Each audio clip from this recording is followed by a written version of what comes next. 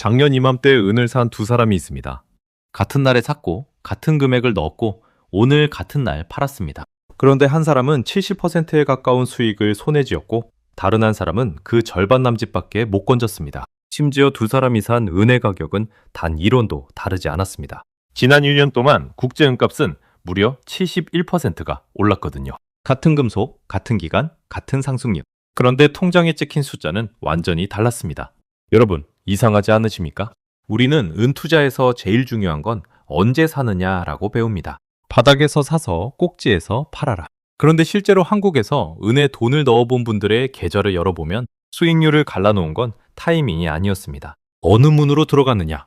그것 하나였습니다. 어떤 문은 들어가는 순간 통행료로 20%를 뜯어가고 어떤 문은 0.3%만 받습니다. 어떤 문은 나올 때 세금을 22% 물리고 어떤 문은 9.9%만 떼고 어떤 문은 아예 한 푼도 안 뗍니다. 같은 은인데 말이죠. 솔직히 말씀드리겠습니다. 저도 처음엔 그랬습니다. 은값 차트만 하루에도 몇 번씩 들여다봤죠. 정작 내가 그 은을 어떤 통로로 사고 있는지는 한 번도 계산해 본 적이 없었습니다. 오늘은 그 이야기를 하겠습니다. 이 영상을 끝까지 보시면 여러분은 세 가지를 알게 되십니다. 첫째, 한국에서 은을 살 수 있는 5개의 문과 각 문에 붙어 있는 진짜 통행료가 얼마인지. 둘째, 국제은값 말고 반드시 함께 계산해야 하는 2개의 숨은 변수가 무엇인지. 셋째, 세계 최고의 투자자도 못 맞힌 은값의 방향 대신 방법으로 지지 않는 법이 무엇인지. 이 세 가지입니다. 먼저 은값이 지금 어디에 서 있는지부터 보시죠. 오늘 기준으로 국제 은값은 온스당 63.77달러입니다. 원달러 환율은 1389원 언저리고요. 이 두 숫자를 곱하고 나누면 은 1g의 국제 가치가 나옵니다. 대략 2850원입니다. 우리가 흔히 쓰는 한 돈, 그러니까 3.75g으로 치면 1600원 정도죠. 편의점 도시락 2개 값입니다. 1kg을 사려면 국제 시세로 285만 원쯤 듭니다. 숫자로만 보면 감이 잘 안 오시죠? 이렇게 바꿔보겠습니다. 내 식구가 사는 집을 상상해 보십시오. 온 가족의 스마트폰과 노트북, 텔레비전, 자동차 안에 들어있는 은을 다 긁어 모으면 대략 몇 그램 수준입니다. 값으로는 치킨 한 마리도 안 되죠. 그런데 그 몇 그램이 없으면 그 물건들은 전부 작동하지 않습니다. 은은 그런 금속입니다. 양은 적은데 대체가 어렵고 그래서 값이 뛸 때는 무섭게 뜁니다. 완대로 그 몇 그램을 아끼는 기술이 나오면 수요가 통째로 꺾이기도 하죠. 여기서 여러분 지갑 이야기를 하겠습니다. 왜 이 이슈가 남의 나라 이야기가 아닌가? 한국은 은이 한 톨도 나지 않은 나라입니다. 그런데 은을 가장 정교하게 쓰는 나라 중 하나죠. 여러분, 주머니 속 스마트폰 안에 은이 대략 0.3g 들어있습니다. 태양광 패널 한 장에는 20g 안팎, 전기차 한 대에는 25g에서 50g이 들어갑니다. 반도체 회로로 있는 은 페이스트도 전량 수입입니다. 그러니까 은값은 여러분이 은을 사든 안 사든 한국 수출 기업의 원가표를 통해 이미 여러분의 월급과 주식 계좌에 닿아 있습니다. 그리고 여러분이 은에 직접 돈을 넣기로 마음먹는 순간 여기에 환율과 세금이라는 두 겹의 옷이 더 입혀집니다. 이게 오늘 이야기의 출발점입니다. 문제는 이겁니다. 은값의 방향은 세계 최고의 전문가들도 못 맞춥니다. 지금 나와 있는 2026년 은값 전망을 한자리에 모아보면 웃음이 나옵니다. 가장 낮은 전망이 온스당 44달러, 가장 높은 전망은 309달러입니다. 최저와 최고 사이가 무려 7배입니다. 같은 금속 같은 해를 두고 세계적인 투자은행들이 이렇게 다른 답을 내놓고 있는 겁니다. 은값 자체도 그랬습니다. 지난 1년만 놓고 보면 최고 121.58달러까지 갔다가 최저 36.97달러까지 내려왔습니다. 올해 초 대비로는 아직 10% 넘게 빠져 있고 최근 한 달만 보면 13.8%가 올랐습니다. 이게 은입니다. 방향을 맞추겠다고 덤비는 순간 지는 게임이죠. 그런데 여기서 도미노가 시작됩니다. 은값의 방향은 못 맞춰도 사람들은 어떻게든 은을 삽니다. 문제는 그때 대부분이 가장 가깝고 익숙한 문을 고른다는 겁니다. 은행 창구, 금거래소, 홈쇼핑 광고. 그 문들이 통행료가 가장 비싼 문인 경우가 많습니다. 그래서 벌어지는 일이 이겁니다. 국제은값이 정말로 20% 올랐는데 내 계좌는 본전이거나 마이너스입니다. 값을 맞히고도 지는 거죠. 실제로 은시장은 6년 연속 공급이 모자란 상태입니다. 세계은협회 자료를 보면 올해 총 공급은 10억 5천만 온스로 10년 만에 최대인데도 여전히 6,700만 온스가 부족합니다. 그렇게 부족한데도 은값은 올해 들어 오히려 내렸습니다. 부족하다는 뉴스만 믿고 비싼 문으로 들어간 분들이 지금 어떤 표정이 있지 여러분은 상상이 되실 겁니다. 자, 진짜 핵심은 지금부터입니다. 은 투자의 승부는 언제 사느냐가 아니라 어떻게 사느냐에서 갈립니다. 다시 한번 말씀드리겠습니다. 은 투자의 승부는 언제 사느냐가 아니라 어떻게 사느냐에서 갈립니다. 방향은 아무도 모릅니다. 하지만 비용과 세금은 오늘 당장 계산할 수 있습니다. 그리고 이건 확률이 아니라 확정입니다. 지금부터 한국에서 은에다가 서는 5개의 문을 하나씩 열어보겠습니다. 각 문에 붙은 통행료를 숫자로 보여드리겠습니다. 시작하기 전에 원리 하나를 먼저 깔아두겠습니다. 은에는 가격표가 2개 있습니다. 하나는 뉴스에 나오는 국제 시세, 다른 하나는 내가 실제로 지불하는 값입니다. 극장 팝콘을 생각해 보십시오. 옥수수 알갱이의 원가는 몇백 원인데 우리는 6,000원을 냅니다. 그 차액이 극장의 몫이죠. 은도 똑같습니다. 국제 시세는 옥수수 알갱이 값이고 우리가 내는 건 팝콘 값입니다. 문제는 어떤 문은 팝콘 값이 원가의 2배인데 어떤 문은 원가의 몇 %만 얻는다는 겁니다. 첫 번째 문요. 손에 쥐는 실물 은입니다. 실버바나 은하죠. 여기서 한국만의 결정적인 함정이 하나 있습니다. 금은 KRX, 그러니까 한국거래소 안에 금 현물 시장이 있어서 증권계좌로 실물금을 사고 팔 수 있고 세금 혜택도 받습니다. 그런데 은은 그 시장이 없습니다. 그래서 실물 은을 사려면 두가가치세 10%를 무조건 내야 합니다. 여기에 판매점의 마진이 또 붙습니다. 은행이나 거래소에서 파는 실버바의 마진은 적게는 몇 %, 많게는 10%대 후반까지 붙기도 합니다. 계산해 보겠습니다. 아까 은 1kg의 국제 가치가 285만 원이라고 했죠? 여기에 부가세 10%를 붙이면 313만 원, 판매 마진까지 얹으면 340만 원 안팎이 됩니다. 그런데 이걸 대팔 때 매입 가격은 국제 시세보다 낮게 쳐줍니다. 사고 파는 것만으로 20%에서 25%가 증발하는 겁니다. 신차를 출고하는 순간 값이 뚝 떨어지는 것과 똑같습니다. 그럼 실물은 무조건 나쁘냐? 그건 아닙니다. 실물 은은 나중에 값이 올라 팔아도 양도 차익에 세금이 없습니다. 그리고 내 손에 쥐고 있다는 안정감. 금융 시스템 자체가 흔들릴 때에 최후보험이라는 가치가 있죠. 다만 이건 5년, 10년을 묻어두는 사람의 문이지 몇 달 안에 사고 팔 사람의 문은 절대 아닙니다. 두 번째 문, 은행의 은통장입니다. 0.01g 단위로도 살 수 있어서 커피 한 잔 값으로 은을 모을 수 있습니다. 부가세도 없죠. 여기까지만 들으면 완벽해 보입니다. 그런데 여기엔 스프레드라는 조용한 통행료가 있습니다. 은행이 파는 값과 사주는 값의 차이인데 왕복으로 대략 7%입니다. 살 때 3.5%, 팔 때 3.5%씩 빠지는 구조죠. 공항 환전소를 떠올려 보십시오. 달러를 샀다가 그 자리에서 바로 되팔면 손해가 나죠. 통장이 딱 그렇습니다. 여기에 이익이 나면 배당 소득세 15.4%가 붙습니다.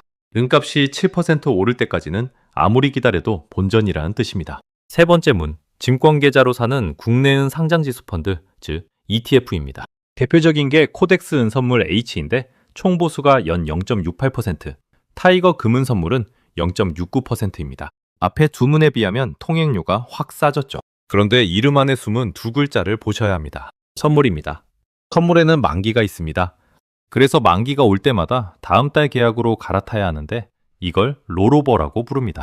문제는 다음 달 표가 이번 달 표보다 비싼 경우가 많다는 겁니다.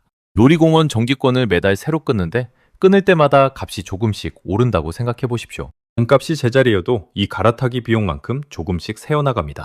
게다가 이름 끝에 붙은 H는 환해지, 즉 환율 변동을 막아놨다는 뜻입니다. 원화가 약해져도 그 이익을 못 먹는다는 얘기죠. 네 번째 문, 그리고 이게 올해 한국에서 벌어진 가장 큰 변화입니다.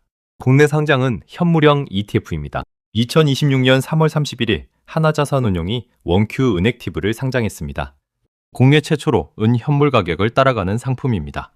국내에 은 현물 시장이 없으니 미국에 상장된 은 현물 ETF인 SAV와 SIVR 같은 상품을 담는 재간접 구조를 썼습니다.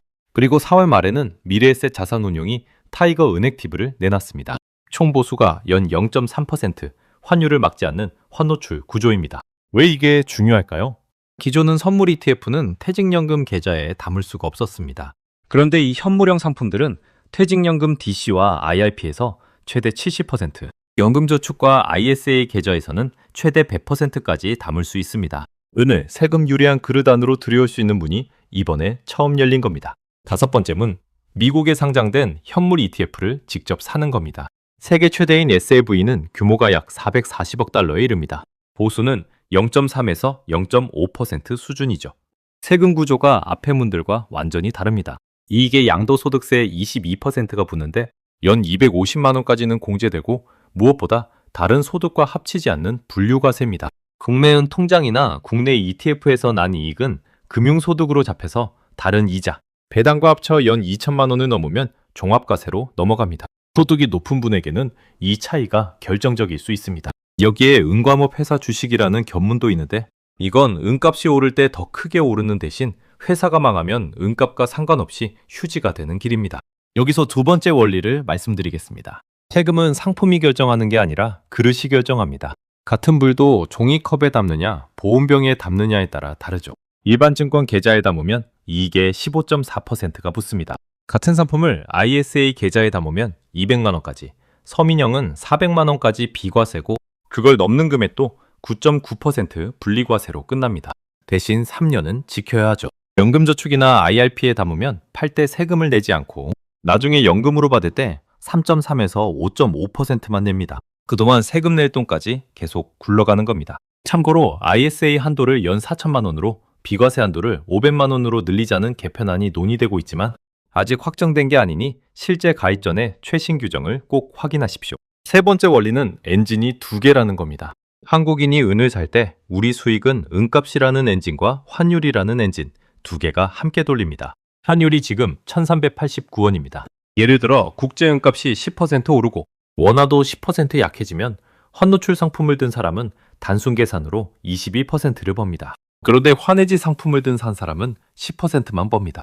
반대로 은값이 10% 오르는데 환율이 10% 내리면 환노출은 거의 본전이고 환해지가 10%를 지킵니다. 돛담배와 바람 같은 겁니다. 환노출은 돛을 펴는 것이고 환해지는 돛을 접는 것이죠. 바람 방향을 모르겠다면 양쪽에 나눠 타는 것도 방법입니다. 어느 쪽이 정답이라고 말씀드리는 게 아닙니다. 다만 여러분이 지금 가진 상품이 돛을 편 배인지 접은 배인지는 반드시 아셔야 합니다.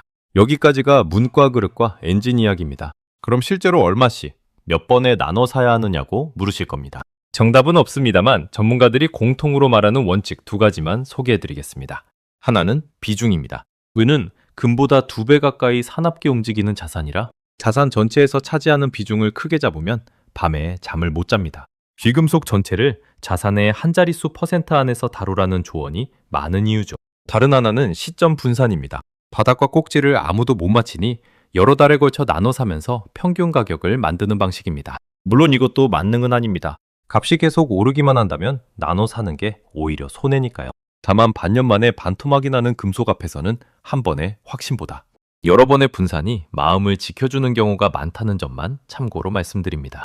여기서 잠깐 사람 이야기를 하나 해드리겠습니다. 세계에서 가장 유명한 투자자 워런 버핏입니다. 그는 금을 두고 아무것도 낳지 못하는 돌덩이라고 비웃었지만 은은 달랐습니다. 1997년부터 1998년까지 버핏은 은을 1억 2,970만 온스나 사들였습니다. 현대사에서 개인이 진 가장 큰 은 덤이었죠. 그의 논리는 명쾌했습니다. 지금 은값은 수요와 공급을 맞추지 못하고 있고 결국 값이 올라 그 균형을 맞출 거라는 겁니다. 그가 은을 쓸어 담자 시장에서는 은을 빌리는 비용이 연 75%까지 치솟았습니다. 은이 진짜로 모자라졌던 겁니다. 여기까지는 완벽한 성공담처럼 들리시죠? 그런데 결말이 씁쓸합니다. 버핏은 2005년에서 2006년 사이에 그 은을 다 팔았습니다. 판값의 2배 남짓해서요. 그리고 5년 뒤인 2011년 4월 은값은 온스당 50달러 가까이 치솟았습니다. 버핏 본인이 나중에 이렇게 말했습니다. 너무 일찍 팔았다고요? 세계 최고의 투자자가 은의 방향을 정확히 맞추고도 시간에서 졌습니다. 여러분, 이 이야기가 주는 교훈은 은을 오래 들고 있으라는 게 아닙니다.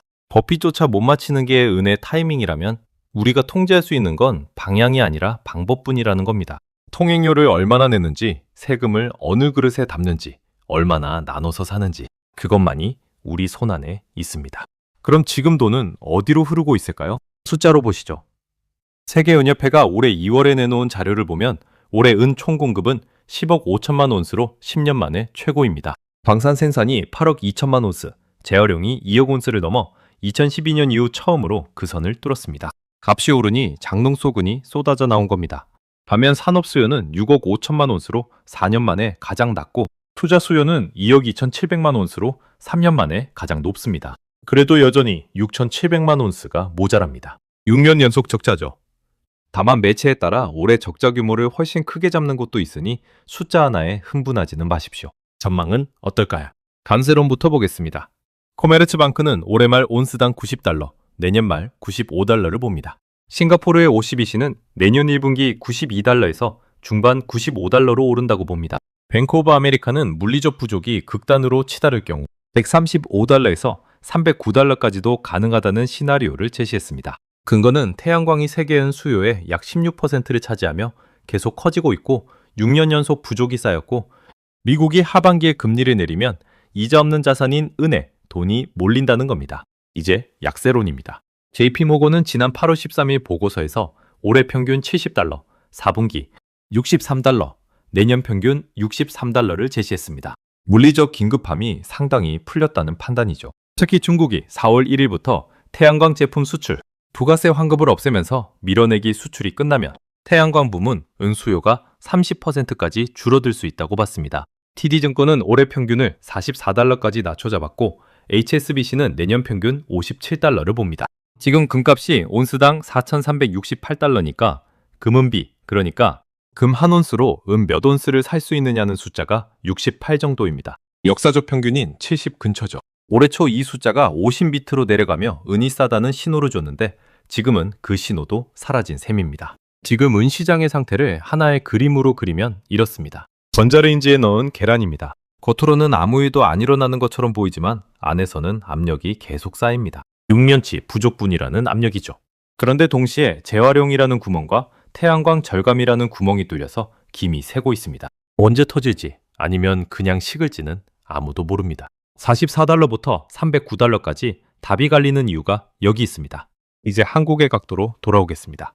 억지로 우리가 세계 1등이라는 프레임은 씌우지 않겠습니다. 대신 정말로 계산이 되는 각도만 보겠습니다. 첫째는 환율입니다. 지금 1389원입니다. 작년 한때 1500원 가까이 갔던 걸 생각하면 원화가 꽤 회복된 겁니다. 이게 무슨 뜻일까요? 환노출 상품을 들고 있던 분들은 지난 몇 달 사이 국제은값이 오른 이익 중 일부를 환율에서 반납했다는 뜻입니다. 반대로 앞으로 원화가 다시 약해진다면 환노출 상품이 유리해지죠. 국제은값 차트만 보고 환율 차트를 안 보면 절반만 보고 뛰어드는 셈입니다. 둘째는 실물 프리미엄입니다. 국제은값이 급등하는 뉴스가 나올 때마다 국내 실물을 내는 웃돈이 더 붙습니다. 이른바 김치 프리미엄이죠. 남들이 다 몰릴 때 가장 비싼 문으로 들어가는 것, 이게 개인이 은에서 가장 자주 당하는 패턴입니다. 실물 1kg을 340만 원에 사서 280만 원에 되파는 일이 실제로 벌어집니다. 은값이 제자리인데도 말이죠. 셋째는 그릇입니다. 올해은 현물형 ETF가 연금과 ISA 계좌에 들어올 수 있게 됐다는 건 한국 투자자에게는 세율이 통째로 바뀌는 사건입니다. 같은 은에서 100만 원을 벌었다고 해봅시다. 일반 계좌면 15만 4천 원을 세금으로 냅니다. ISA 비과세한도 아니면 0원입니다. 연금 계좌면 지금은 한 푼도 안 내고 나중에 연금으로 받을 때 훨씬 낮은 세율로 냅니다. 은값이 얼마나 오를지는 아무도 모르지만 이 차이는 오늘 확정입니다. 넷째는 산업입니다. 한국의 반도체, 태양광, 배터리 공장은 은을 전량 수입했습니다. 은값이 오르면 우리 기업의 원가가 오릅니다. 그러니 여러분이 은에 투자하면서 동시에 국내 태양광 회사 주식을 잔뜩 들고 있다면 그건 사실상 같은 방향에 두 번 베팅하는 게 아니라 서로 반대 방향에 나눠 건 셈이 됩니다. 이걸 알고 하는 것과 모르고 하는 것은 완전히 다릅니다. 자, 이제 냉정하게 찬물 한 바가지 끼얹겠습니다. 방법을 한다고 은이 안전해지는 건 절대 아닙니다. 최소한 이 5가지는 기억하셔야 합니다. 첫째, 변동성입니다. 지난 1년 사이 최고 121.58달러에서 최저 36.97달러까지 움직인 금속입니다. 3배 넘게 벌어지는 폭이죠. 비용을 아무리 아껴도 값이 반토막 나면 소용없습니다. 둘째, 산업 수요의 배신입니다. 값이 오르면 산업은 기어이 은을 덜 쓰는 길을 찾아냅니다. 태양광은 수요가 30%까지 줄 수 있다는 전망이 바로 그겁니다. 강세론의 뿌리가 스스로 흔들리는 셈이죠. 셋째, 재활용입니다. 값이 오르면 장롱 속 은이 쏟아져 나옵니다. 올해 재활용이 14년 만에 2억 온스를 넘었습니다. 부족하다는 말이 곧 오른다는 말은 아닙니다. 넷째, 그릇에도 함정이 있습니다. ISA는 3년을 지켜야 하고 연금 계좌는 중간에 깨면 기타 소득세를 물립니다. 세금을 아끼려다 돈이 묶여 정작 필요할 때 못 꺼내는 일이 생깁니다. 다섯째, 종이은의 함정입니다. 실제 은보다 훨씬 많은 양이 계약서 위에서 거래됩니다. 이 종이 물량이 방향을 틀면 창고에 은이 얼마나 있든 값이 요동칩니다. 여섯째를 하나만 더 얹겠습니다. 확신 그 자체가 위험입니다. 버핏도 틀렸고 JP모건과 뱅크 오브 아메리카는 지금 서로 정반대를 말하고 있습니다. 딱 잘라 얼마 간다고 말하는 사람이 있다면 그 사람이 어느 쪽 가정에 서 있는지부터 확인하십시오. 그래서 오늘 여러분이 딱 세 가지만 들고 가셨으면 합니다. 하나, 은 투자의 승부는 타이밍이 아니라 통행료에서 갈립니다. 실물은 왕복 20%대, 은 통장은 7%, 국내 선물 ETF는 연 0.68%의 롤오버 비용, 현물형은 연 0.3%대. 이 숫자를 모르고 은값 차트만 보는 건 눈 감고 운전하는 겁니다. 둘, 세금은 상품이 아니라 그릇이 정합니다. 올해부터 은 현물형 ETF가 연금과 ISA에 들어갈 수 있게 됐다는 사실 하나만으로도 한국인의 은 투자 방정식은 바뀌었습니다. 자신이 어떤 계좌에서 사고 있는지부터 확인하십시오. 셋, 엔진이 두 개라는 걸 잊지 마십시오. 값과 환율입니다. 지금 매가 든 상품이 환해지인지 환노출인지 모른다면 절반은 눈을 감고 있는 겁니다. 한 가지는 분명히 해두겠습니다. 이 영상은 특정 자산을 사라거나 팔라는 투자 권유가 절대 아닙니다. 저는 오늘 어느 문이 정답이라고 말씀드리지 않았습니다. 5년 이상 묻어둘 분과 1년 안에 꺼냈을 분의 답이 다르고 소득이 높은 분과 낮은 분의 답이 또 다르기 때문입니다. 최종 판단과 그 책임은 언제나 여러분 자신에게 있습니다. 다만 여러분이 오늘 이 영상을 보시기 전보다 훨씬 냉정한 눈으로 은값 뉴스를 보시게 됐다면 저는 그걸로 충분합니다. 여기까지 오신 여러분 정말 고맙습니다. 이런 이야기가 도움이 되셨다면 구독과 좋아요 그리고 알림 설정 부탁드립니다. 그리고 여러분의 예측이 궁금합니다. 올해 연말 국제 은값은 JP모건이 말한 63달러 근처에 머물까요? 아니면 코메르츠 방크가 말한 90달러를 향해 다시 달릴까요? 숫자와 함께 댓글로 남겨주십시오. 연말에 이 영상을 다시 꺼내서 누가 맞췄는지 함께 확인해 보겠습니다. 다음 편에서는 온스당 4,300달러를 넘어선 금이 은과 무엇이 다른지, 그리고 금운비 68이라는 숫자를 한국인이 실제로 어떻게 써먹을 수 있는지를 파헤쳐 보겠습니다. 그때 또 뵙겠습니다.